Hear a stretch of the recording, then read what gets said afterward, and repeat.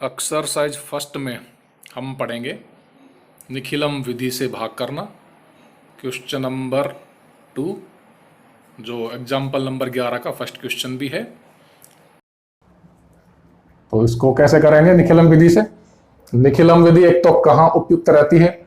जब भाजक 5 से बड़ा हो, जैसे 8 है, 97 है, 88 है, जो 10 या 10 की घात के नजदीक वाली संख्या हो वहां पर। और इसमें क्या करना पड़ता है? एक तो आधार ज्ञात करना पड़ता है। आधार क्या लेंगे?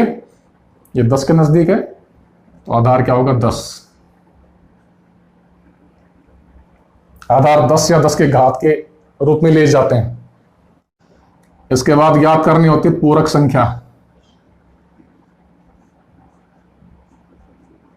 पूरक संख्या कैसे ज्ञात करते हैं? आधार में से संख्या को घटाते हैं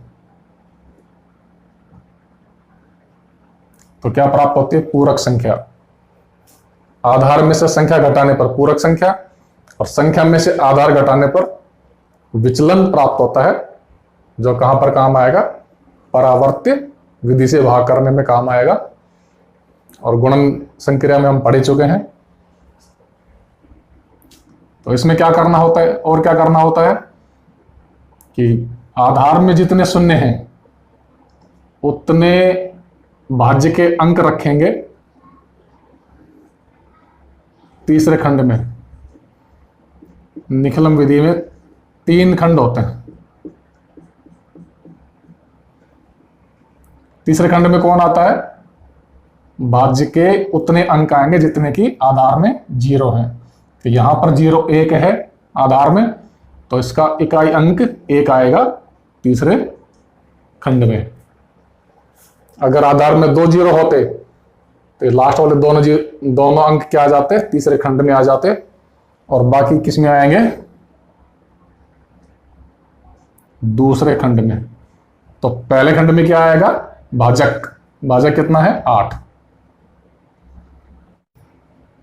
इसके बाद क्या करेंगे? पूरक संख्या को लिखेंगे भाजक के नीचे और भाज्य का प्रथम अंक इसको क्षैतिज रेखा के नीचे उतार लेंगे। 3 आ गया। भाज्य के प्रथम अंक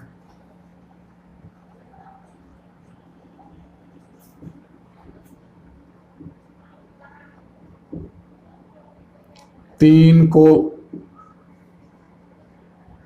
कहां लिखा? क्षैतिज रेखा के नीचे।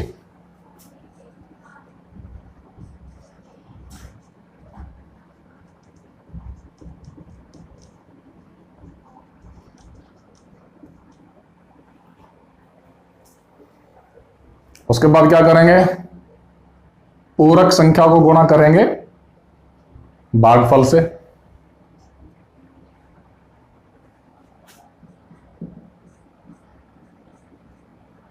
पूरक संख्या 2 को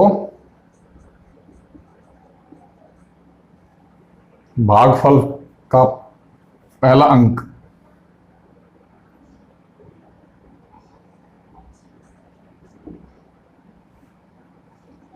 3 से गुणा करके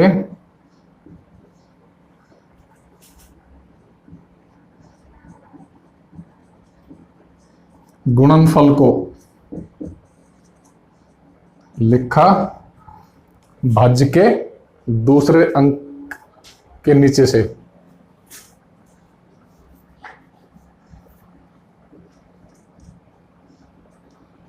भाज्य के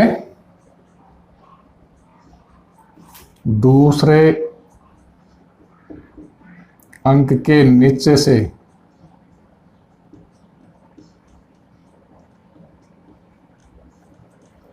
लिखना आरंभ करते हैं।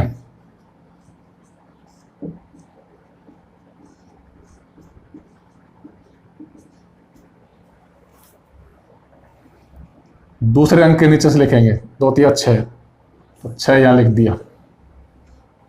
अगर 2 अंक होते, जैसे मान लिया 61 होते, तो 6 यहां पर, 1 यहां आता। अब क्या करेंगे,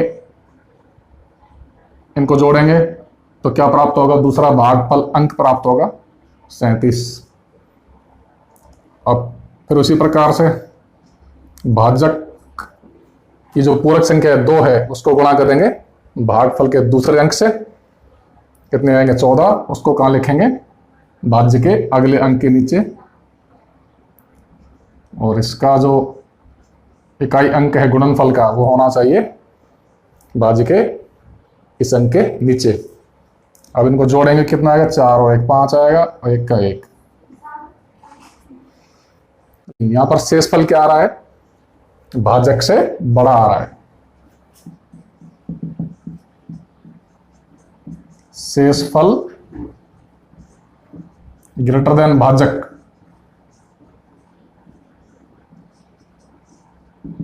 अतः संशोधित भागफल ज्ञात करना पड़ेगा।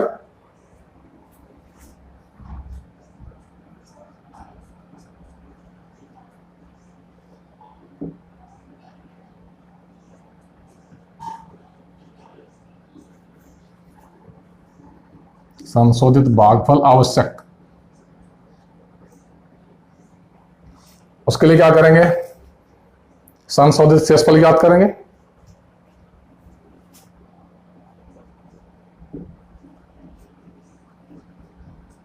संशोधित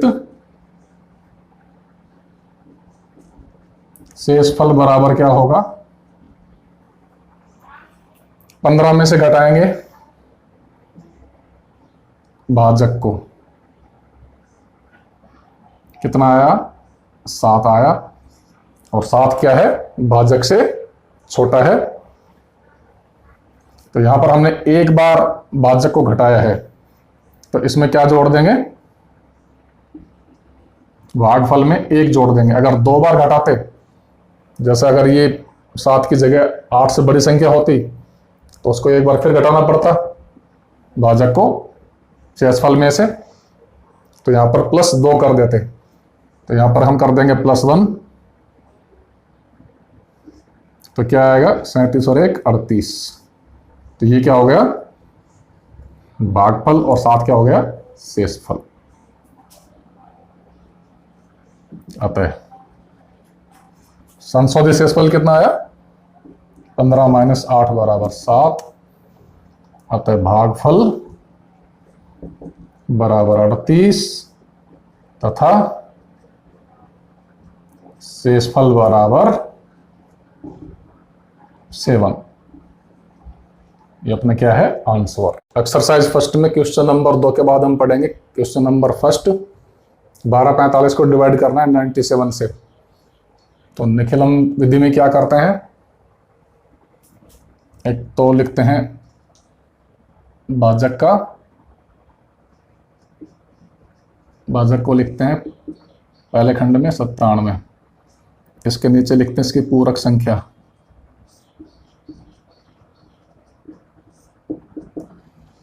तो आधार क्या होगा,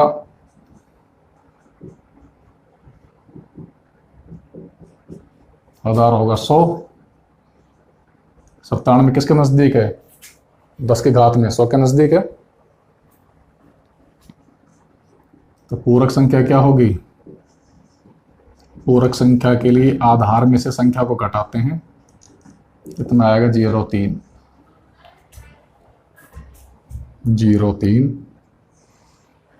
तो जितने आधार में 0 हैं उतने अंक जाएंगे तीसरे खंड में, यानी पीछे वाले 4 5 इकाई और दहाई अंक। बाकी शुरू वाले दोनों अंक किस में आएंगे, दूसरे खंड में आएंगे। अब क्या करते हैं कि भाज्य का प्रथम अंक, उसको ऐसे कैसे उतार लेते हैं, क्षैतिज रेखा के नीचे। ये होगा भागफल 1। अब क्या करेंगे, जो पूरक संख्या है उसको गुणा करेंगे 1 से, कितना आएगा 3। लेकिन 2 अंक लेने हैं तो 0 3 लेंगे, उसको लिखना शुरू करेंगे भाज्य के दूसरे अंक से आगे तक। ये कितना आएगा 0 और 3। अब इनको जोड़ देंगे तो ये कितना होगा 2 और 0 मिलकर 2 हो जाएंगे। अब फिर से क्या करेंगे 3 को गुणा करेंगे 2 से, 3 दूनी 6, 6 को लिखेंगे यहां से शुरू करेंगे भाज्य के तीसरे अंक के नीचे से। इनको जोड़ देंगे 6 और 5 कितने हो गए 11 का 1, 4 3 7 और 1 8 क्या हो गए 81। 81 हो गए शेषफल। शेषफल भाजक से छोटा होना चाहिए, अगर बड़ा होगा तो फिर हमें क्या निकालना पड़ता है संशोधित भागफल निकालना पड़ता है। तो हमारा आंसर क्या हो गया भागफल तो 12 शेषफल 81।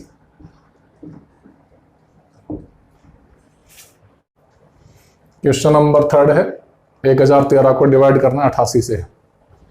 तो ये निखिलम विधि इंपॉर्टेंट है, ध्वजांक विधि भी इंपॉर्टेंट है, परावर्ती विधि भी इंपॉर्टेंट है। तो 10 13 को डिवाइड करना 88 से।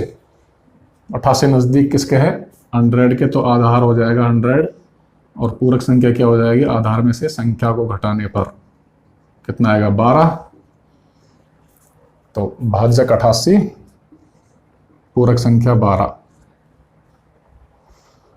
अब क्या लिखेंगे जितने 0 हैं आधार में उतने भाज्य के अंक लिखेंगे तीसरे खंड में, यानी 1 और 13 को पीछे से इकाई n की तरफ से इकाई दाई, और बचे कितने 1 और 0 उनको लिखेंगे सेकंड खंड में।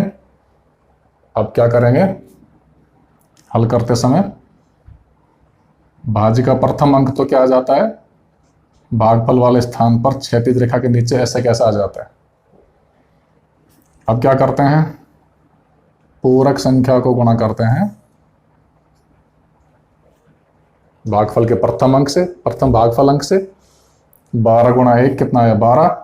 12 को लिखेंगे अगले अंक जो भाज्य का है के नीचे से लिखना शुरू करेंगे 1 और 2, दूसरा जाएगा तीसरे खंड में 1 के नीचे। अब इन दोनों को जोड़ेंगे कितना होगा 0 + 1 1 आएगा, और अब फिर से क्या करेंगे गुणा करेंगे इसको पूरक संख्या को 1 से, क्या आएगा 12। 12 को लिखेंगे तीसरे खंड में इस प्रकार से। अब इनको जोड़ लेंगे 3 2 कितने हो गए 5, 1 और 2 3 और 1 4 45। तो भागफल कितना हुआ 11 शेषफल 45। भागफल 11 शेषफल 45। बिल्कुल आसान क्वेश्चन।